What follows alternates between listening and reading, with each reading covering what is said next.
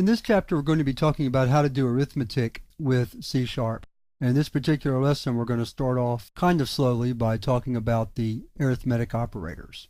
And we're going to do that via a couple of variables. We'll start out with int variables. We'll do num1 and num2. We better assign those variables values. So we'll do 24, 13.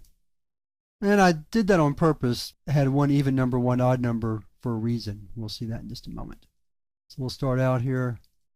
The first operator is the addition operator, which is the plus sign. So the plus sign performs arithmetic. I should mention that the arithmetic operators are binary, which means that there has to be an operand on the left side and an operand on the right side. Let's go ahead and run that. Let me add a read key first. And we'll start debugging. And we get 37, as we expect. The next operator is subtraction, and that's the dash or the minus sign. Let's run again. And we get 11. So 24 minus 13 is 11. Next up is multiplication, which is the asterisk, or sometimes I call that the star because it's easier to say than asterisk. And 24 times 13 is 312.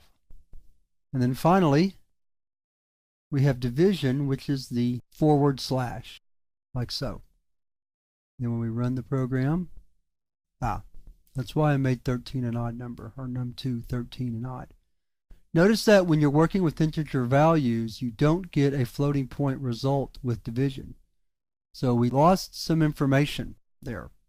And that can always be a problem, so you need to be careful about declaring your data types based on the type of operations you're going to be performing on them. Because with 24 divided by 13, that answer is not 1, of course. All we have to do here is change the data type to double, and then run again, and we'll see that we get 1.85 rounded off. And so then finally, the last operator we want to talk about in this lesson is the modulus operator. That's the percent sign. And that's for remainder arithmetic. We'll just stick with our two regular variables first. And we'll see that 24 divided by 13 leaves a remainder of 11. Now that may not mean much, and modulus doesn't get used all that often with numbers like that, but let me show you a situation where it does come in handy. 4 modulus 2 should give us a value of 0, as you see there. Let's do one more. 4 mod 3 will give us 1, but really what I wanted to show you was the operation before that.